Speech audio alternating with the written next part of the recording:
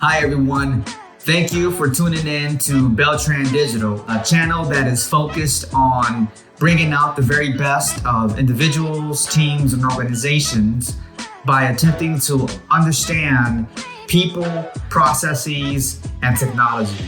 We cover a wide range of topics, everything from leadership to project management and digital tools to ensure that you and your teams can perform at their very best. The very essence of why this channel is created is to inspire and to help teams become better, a better version of themselves today compared to how they were yesterday. I appreciate all of the comments and the feedback. Please make sure you subscribe and let's learn from one another. Let's create a community together. Without further ado, we'll get on with today's topic. So over the last couple of years, I've been finding myself reading a lot of content from this one group in particular called Farnam Street. And if you haven't seen or read their content yet, you can visit them by going to fs.blog.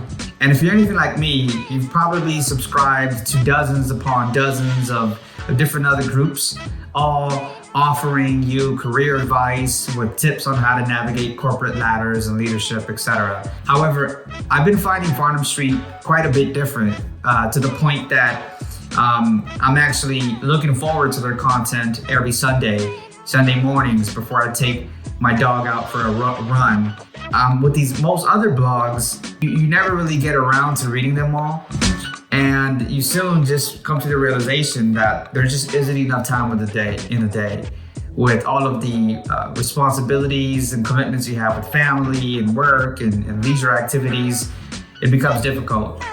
But as I mentioned, something about fs.blog and the way that they write their content and the way that they provide information to you that can help you in your everyday professional career and your personal life, I think is really digestible and just clicks to me.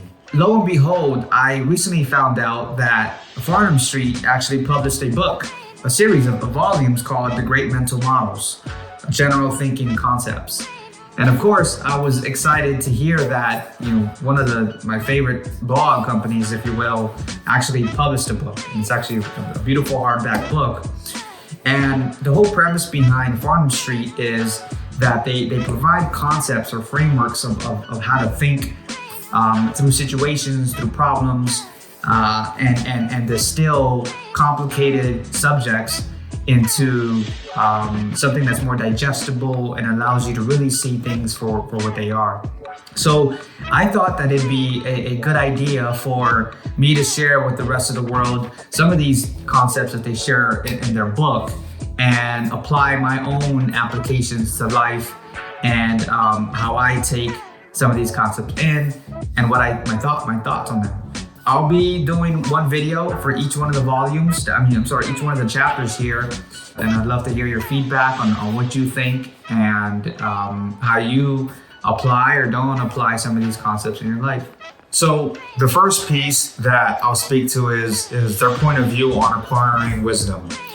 And right from the onset, Farnam Street makes a strong case on why it's actually critical for businesses to acquire wisdom and obtain information. And it sounds obvious, right? But the case that they make is that in business, the person or groups of people with the fewest amount of blind spots is the group or people who actually win the game of life or the game of business. And it also makes the case of why it's not only important to take in information, but to be able to discern what type of information is important and relevant in order for you to effect the biggest change. We live in a world that is now inundated with so much data and so much information. As a matter of fact, more information and data than has ever been possible to obtain and access in human history. If you think about it, the amount of entertainment platforms, social media channels, and the amount of data streams coming in left and right, up and down, it's incredible. So access to data is not the problem, or access to information, but really what do we do with it and how are we able to focus in on the right type type of information here. If we're able to hone in on the right type of information, we can really make the biggest impact in our careers and our organization. And they provide a certain set of frameworks on how to go from the very broad sense of all this data and information out there, and how can we cull that down to what's most important and really can get us laser focused and headed on the right path to where we want to go. There's a big emphasis with Farnam Street on blind spots. And so far what we've been covering can seem a little bit theoretical. And the next question is, how do we make this a bit more practical? So what Farnam Street does is, the whole premise is, as I mentioned, to offer a set of mental frameworks that you can store in your mind, or what they call your mental toolkit, and pull out as you need it as you go along your careers, and you can apply them to actual real life situations, and therefore maximizing our chances of success while minimizing our risks. More importantly, these mental frameworks will help us not only fix or correct problems after they have happened, but be able to better see problems that are looming in the horizon and prevent them from ever occurring. So that the more information you have, and the right type of information, you can remove these blind spots and have an advantage over your competitors. So one of the first frameworks that is provided really centers around the concept of working smart and not hard. It can sound like a cliche, but the section begins with a quote from Charlie Munger, who, if you're not familiar with, is considered to be one of the most brilliant business minds in the world today.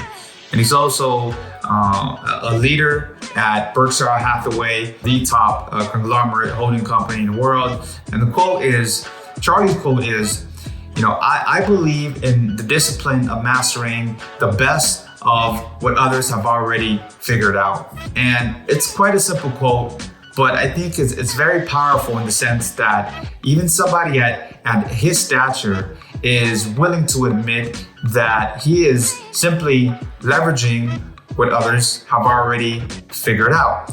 And one could think that somebody at his caliber is always creating these brand new novel ideas that have never been thought of before, and that he's coming up with all these financial strategies based on what he's built from scratch. When as a matter of fact, that couldn't be further from the truth. What Charlie is telling us is that he is drawing inspiration and ideas and building on top of concepts that have been already produced by people that have come before him, or people that are currently the best in their fields. And he's either taking them and adding on his own elements, or cross-pollinating, if you will, concepts with concepts from other disciplines that he's also aware of. And what he nets out at the end is a product that is better than what he started with, right? He's mix matching different ingredients, if you will, putting them together to put himself in a better situation. I just think to me, that was pretty brilliant because of who he is and just his honesty and sharing that he's not reinventing the wheel all the time per se. And also, I know I am guilty of this as well in trying to come up with concepts. I have ideas for days. I have a bunch of Moleskine notebooks where I have ideas, business ideas, but I find myself many times that I realize that some of these ideas aren't novel, right? Almost everything under the sun has been created. And then I get discouraged because I'm like, so-and-so company is already dabbling in something very similar, or this other company is already doing it. And what that does at times, it leads to hesitation and inaction. So just don't be a victim of that. I guess it's the moral of that story. So don't be afraid of borrowing concepts, if you will, in a very similar nature of how I'm taking some of the themes and concepts that are provided in this book of concepts in that similar fashion, right? I'm adding my own experiences and adding my own narrative to it, and hopefully providing a different perspective for others who may be interested in it. Working smart, not hard, and being comfortable with leveraging successful ideas, proven ideas from others, and not starting from scratch. The last thing that I'll add there, keyword, is not only focusing on one area of expertise, So many of us in our careers, we've come up the ladders because we've been able to really hone in on one specialized skill set. And it's something that not many people perhaps are good at in your organizations. And that's how we come up. But what we need to do as we progress in our careers is look to other disciplines that are outside of our scope and be comfortable doing that so that we can begin, as I mentioned earlier, cross-pollinating concepts and ideas, if you will, and be more well-rounded. I appreciate all of the comments and the feedback. Please make sure you subscribe and let's learn from one another. Let's create a community together.